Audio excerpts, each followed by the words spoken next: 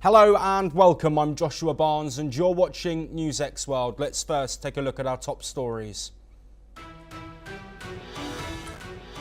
Indian Prime Minister Narendra Modi has chaired another cabinet meeting as tensions between India and Pakistan continue to escalate. Small arms firing is again reported at the line of control following the deadly Pahalgam terror attack in Kashmir.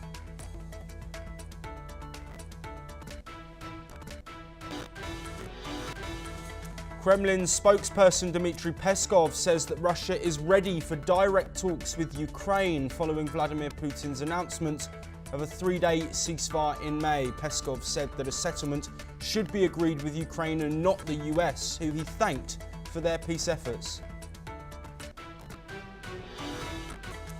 Swedish prosecutors say a 16-year-old has been apprehended on suspicion of murder following a shooting in Uppsala. 3 people have been killed after an attack on a hair salon in Vaksala Square took place yesterday.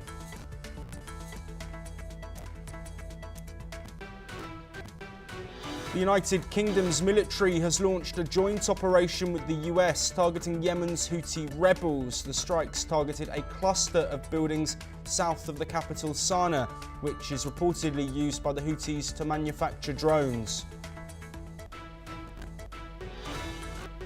A Gaza medic detained by Israel has been released according to the Red Crescent. Meanwhile, hearings on the humanitarian situation in Gaza have continued, with the UN saying an unseen level of suffering is taking place amid aid blockages. US President Donald Trump celebrates his 100 days in office, stating nothing will stop me at a campaign-style rally.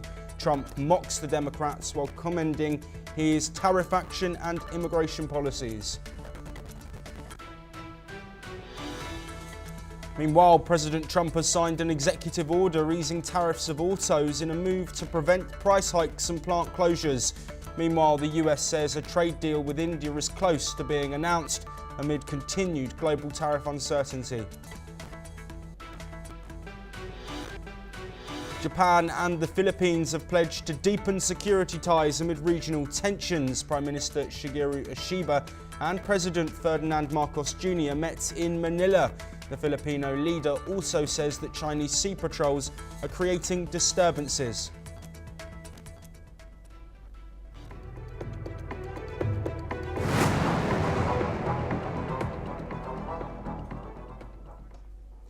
Starting off this hour, Indian Prime Minister Narendra Modi led the Cabinet Committee on Security meeting reviewing the security situation in Jammu and Kashmir following the deadly Pahalgam terror attack. The meeting comes amid rising tensions with Pakistan. In related news, the Indian government has reconstituted the National Security Advisory Board with several retired military and police officers included. Amid growing diplomatic fallout, nearly 800 Pakistani nationals have left India through the Attari-Waghar border in just 6 days, following a government directive for short-term visa holders to exit the country by April the 27th. Meanwhile, India's External Affairs Minister Jai Shankar has reached out to foreign ministers from 7 non-permanent UN Security Council members to build international consensus. India is pointing to cross-border linkages in the attack and has vowed a strong response. Former Pakistani Prime Minister Imran Khan, currently jailed, has called the incident tragic but warned against India placing blame without evidence. Tensions have further escalated with continued ceasefire violations along the line of control as Pakistani forces opened fire in multiple sectors in Jammu and Kashmir for a 6th consecutive night. Meanwhile, Pakistan has reiterated comments of an alleged imminent strike by India. Moving on to Europe now, and Kremlin spokesman Dmitry Peskov confirms Russia's readiness for direct talks with Ukraine. He expressed gratitude to the US for peace efforts, but insists any settlement must be reached with Ukraine and not the US. While in Ukraine, according to Kharkiv's regional governor, Russian drones have pounded the second largest city of Ukraine, Kharkiv, overnight. He says that 45 people, including 2 children, were injured in the mass attack. High-rise buildings, homes and medical facilities reportedly took direct hits. Another development in Ukraine, where its Air Force says Russia has launched 108 drones late on Tuesday and overnight. Most reportedly targeted civilian areas. Air defences were activated across multiple regions to intercept the large-scale assault. Meanwhile, Russia claims to have shot down a Ukrainian Su-27 fighter jet. Ukraine reports ongoing clashes in Russia's Kursk region and says it's holding ground in key areas. Both sides continue to deny targeting civilians. In another development, North Korean troops fighting alongside Russian forces in Ukraine are reportedly suffering heavy losses. A South Korean lawmaker says around 600 North Korean soldiers have been killed and thousands more wounded. This follows Pyongyang's official confirmation of troop deployments to aid Moscow in its war efforts. Here is what a member of the South Korean Parliamentary Intelligence Committee, Lee Seong-kwen, had to say. 북한은 두 차례에 걸쳐서 1만 5천 명 파병으로 러시아의 크루스크 탈환에 조력을 해왔습니다. 현재까지 북한 파병군 사상자는 600여 명의 사망자를 포함해서 4,700여 명으로 추산이 되고 있습니다.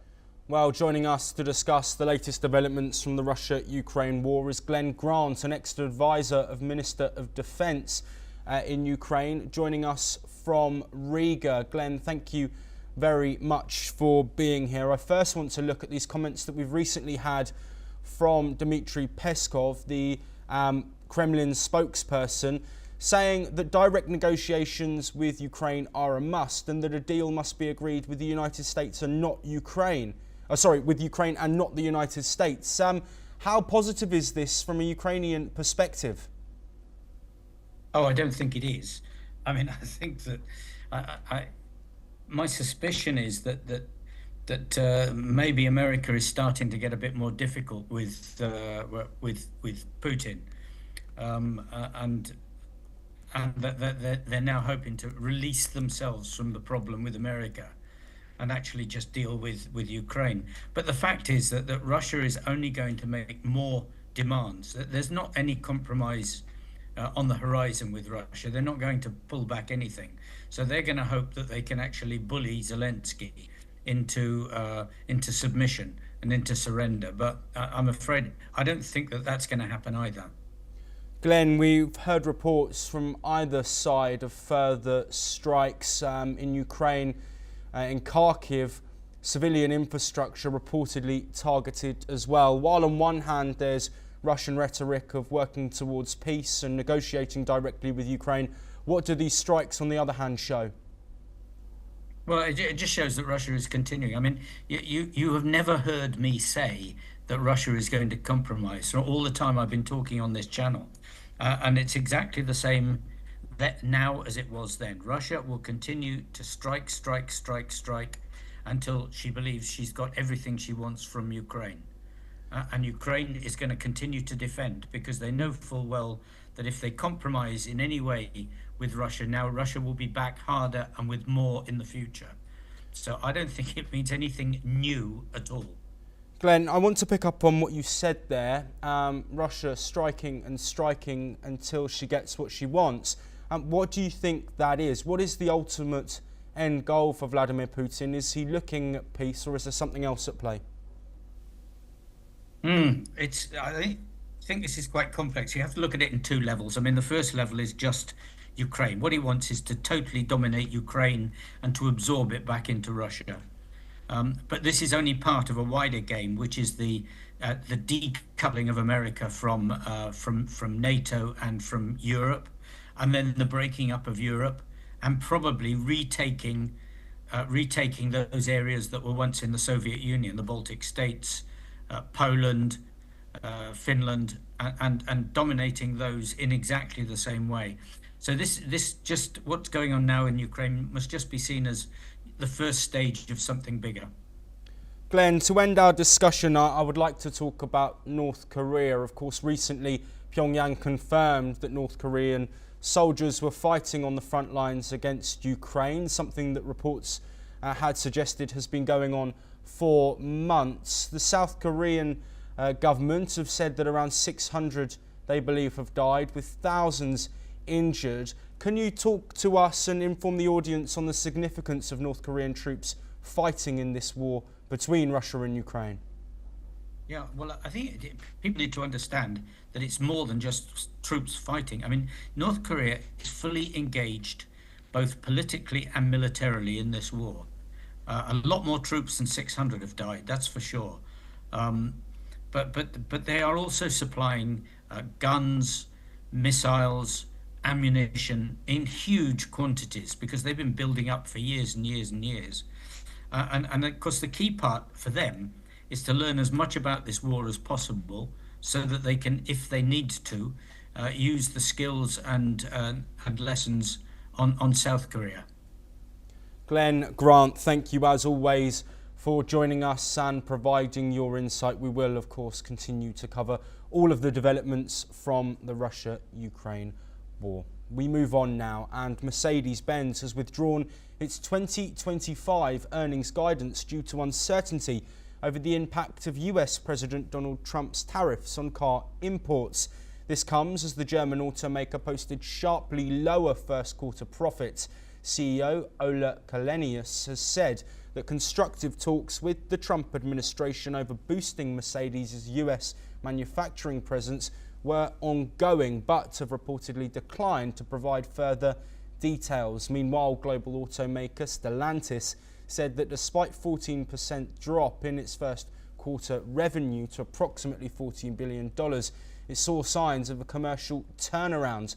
Nevertheless, Stellantis also said it was suspending its 2025 financial guidance due to evolving tariff policies, as well as the difficulty predicting possible impacts on market volumes and the competitive landscape. On the other hand, Tokyo's tariffs envoy has departed for a second round of negotiations in Washington, where Japan could offer concessions such as tweaking vehicle import procedures to secure relief from Donald Trump's trade levies. Ryosei Akazawa is set to hold talks on Thursday with US Treasury Secretary Scott Bessent and other officials. Akazawa may also reportedly offer to buy more US corn and soybeans, or continue discussions on developing liquefied natural gas fields in Alaska. Moving now to the Indo-Pacific region, Japan and the Philippines have pledged to deepen defence ties amid rising tensions with China. This follows Japanese Prime Minister Shigeru Ishiba's first visit to Manila since taking office, where he met with Philippine President Ferdinand Marcos Jr. Their talks focused on boosting security cooperation, sharing intelligence and negotiating two new defence pacts. The proposed agreement would support Japanese troops during joint training missions in the Philippines. Both leaders strongly opposed any attempts to alter the status quo in the East and South China Seas by force. Here is what the Japanese Prime Minister and the President of the Philippines have had to say. につきましては近年重層的に協力の進化が進められてきておりますが、ACSA物品役務相互提供協定について交渉を開始をするということで一致をいたしました。将来的な情報保護協定の締結に向け、政府間で議論を開始することを確認をいたしました。アメリカを含めました日本、アメリカ、フィリピン協力の重要性についても確認をいたしたところ。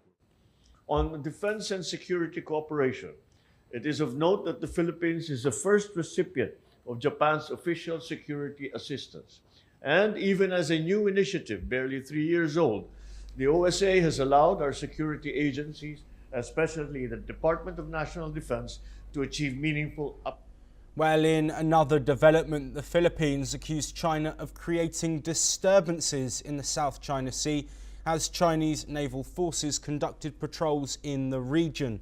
The Philippines said Beijing's actions infringe on its sovereignty and threaten regional peace. Meanwhile, over 14,000 Filipino and US troops are holding joint drills, which China has condemned as provocative. The Philippines maintains that these exercises are necessary for preparedness and not provocations. Meanwhile, a Chinese national was arrested near the Philippine Election Commission.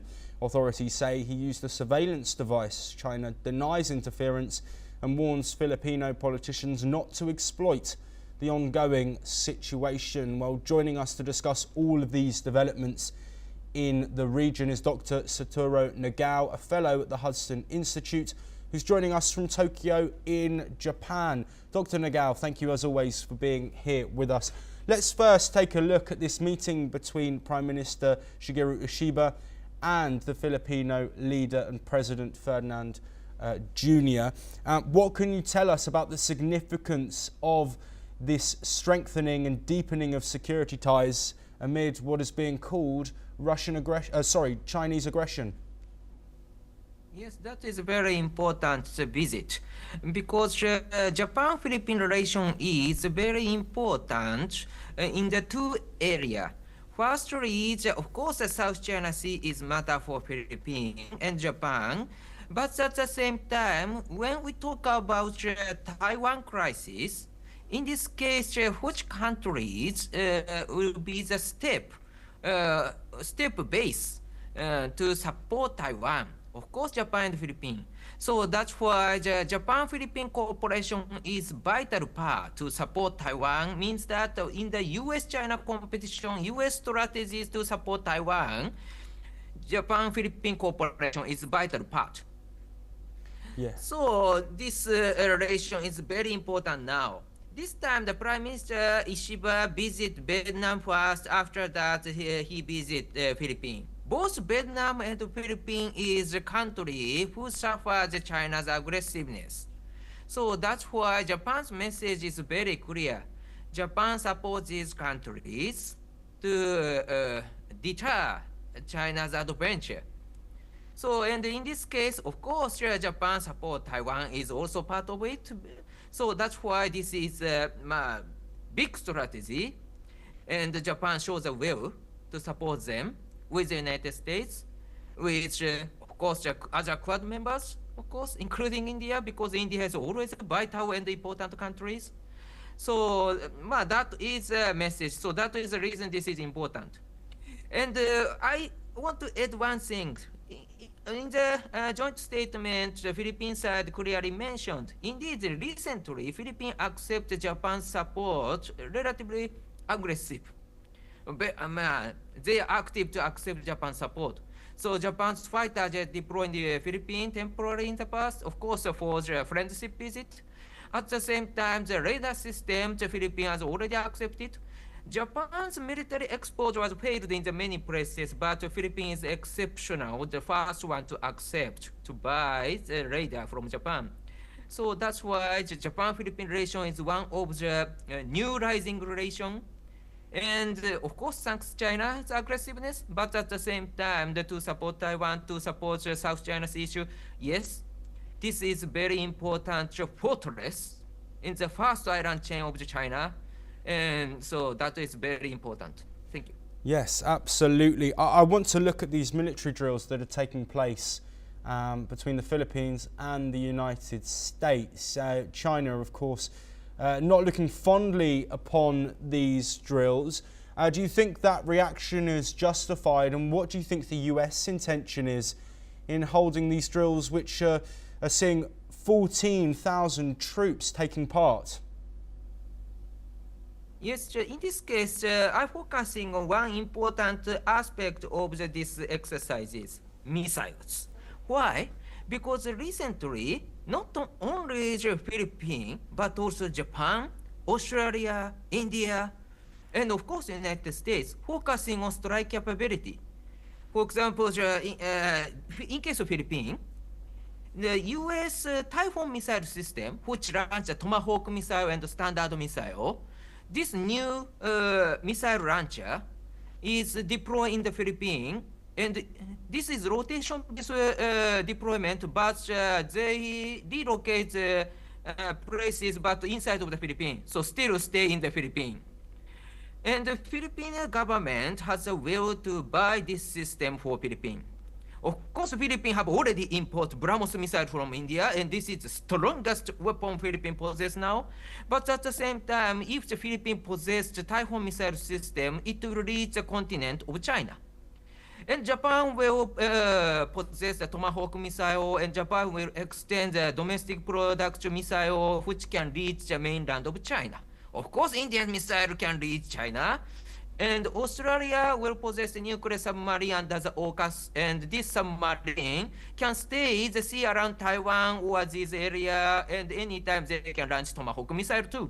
So this means that missile is deploying around China. So China need to worry about any multi-direction at the same time. And they cannot focusing on offensive operation, but also they need to share some resources for defense because missile. So that's why this exercise is focusing on as a part the missile. This is important. So currently, indeed, big military move is happening, which is cooperation of the missiles in this region.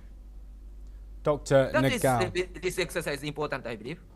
Yes, absolutely, Dr. Nagal. Thank you ever so much for joining us and providing us with that insight on the region and the tensions that are ongoing. We, of course, will be across all of those, but we are now heading back to Europe, and Swedish police have arrested a teenager after a fatal triple shooting in the city of Uppsala on Tuesday.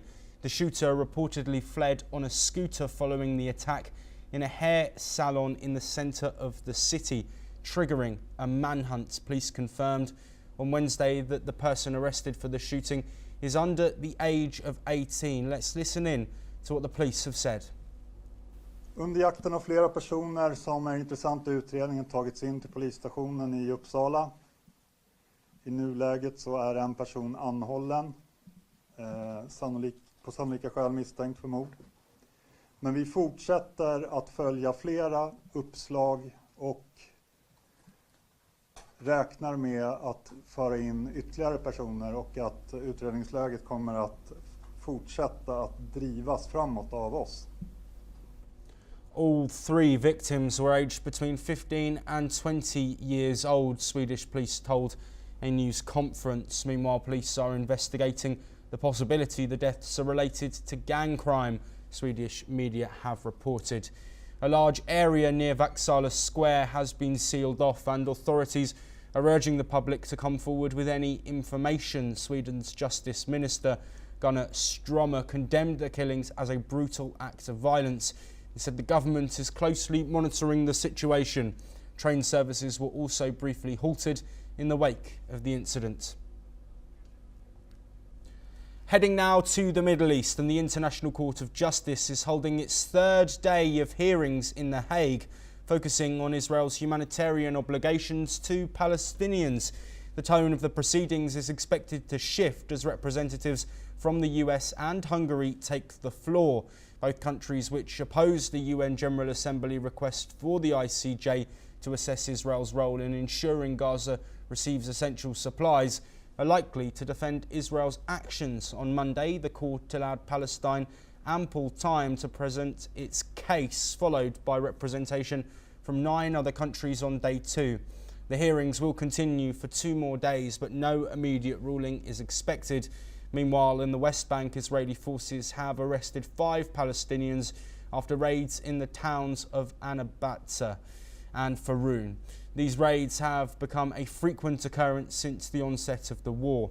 In Gaza, Palestinian paramedic Asad al-Nassasra, detained by Israel following the killing of 15 emergency workers last month, has been released. The UN has condemned the ongoing violence in Gaza, with Secretary General Antonio Guterres expressing grave concern over the worsening humanitarian crisis. On the other hand, 59 Israeli hostages, both dead and alive, are still being held by Hamas.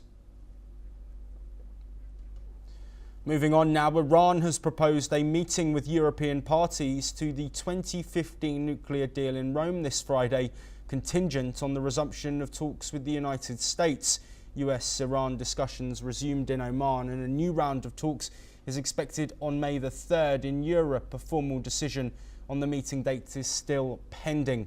This comes amid growing tensions as the US imposes new sanctions targeting a network in Iran and China. The US Treasury Department has accused the network of procuring ingredients for ballistic missile propellants, allegedly on behalf of Iran's Islamic Revolutionary Guard Corps.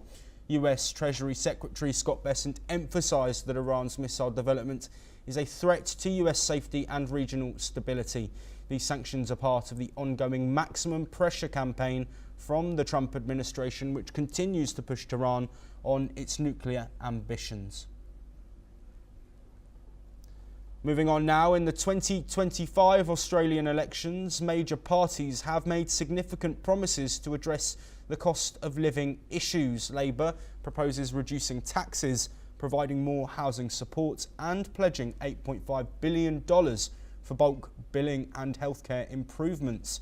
They also plan to help first home buyers with a $10 billion fund and extended energy bill relief. The coalition offers a 25% litre tax cut and $1,200 tax refund for low-income earners and mortgage interest tax deductions for first-time buyers. They also propose building nuclear power plants and reducing public service jobs. The Greens push for net zero by 2035, a rent freeze and free public healthcare funded by higher taxes on big corporations in housing. All parties aim to support first-time buyers, though with different approaches.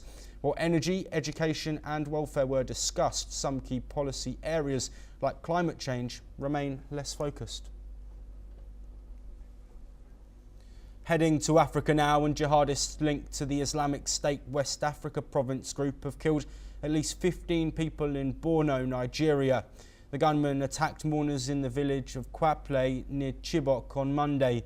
The attackers, riding motorcycles, opened fire and chased residents into the bush, while ISWAP claimed to have killed 20 people. Local sources say the death toll may rise as many people are still missing. The victims gathered to mourn the death of a local leader. The assailants had also set buildings on fire.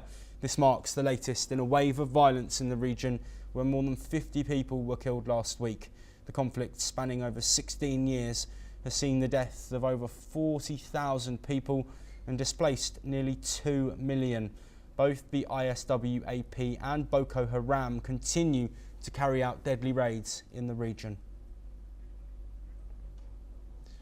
A spectacular military-civilian parade marking the 50th anniversary of the liberation of the South and national reunification took place in Ho Chi Minh City's District 1, drawing over 13,000 participants. The event began with a state ceremony and an aerial display by helicopters carrying party and national flags, followed by fighter jets performing exercise drills. Ground proceedings included symbolic floats such as a model of the national emblem and a portrait of President Ho Chi Minh. Military formations from the 1975 Ho Chi Minh campaign marched past alongside modern troops, including cyber and electronic warfare units.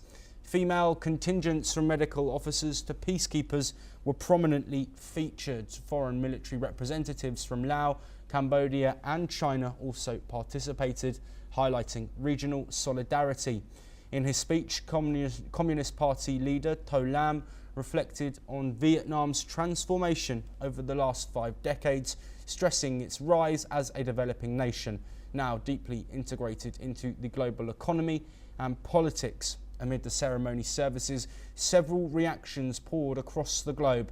Let's take a listen to what the US veteran Chuck Shersey, followed by a Vietnamese American, Hugh Nguyen, have said. The Vietnamese people and the American people will always be friends, as urged by General Golan Zach. When I met him the first time, he pointed to my lapel and with the Vietnamese flag and the American flag together, and he pointed to it and he said, "Our countries should always be friends." We left everything and to come to America because we lost our country, right? And so, yeah, it's to look back. Sometimes I have flashes, but when we were there, I mean, my sister and I, when we used to hear bombing, my grandma would teach us to hide under the bed. And that's things that sticks in my mind, that when there was bombing, we would just hide under the bed. That is all we have time for, but we will continue to bring you more of the latest breaking news from across the world.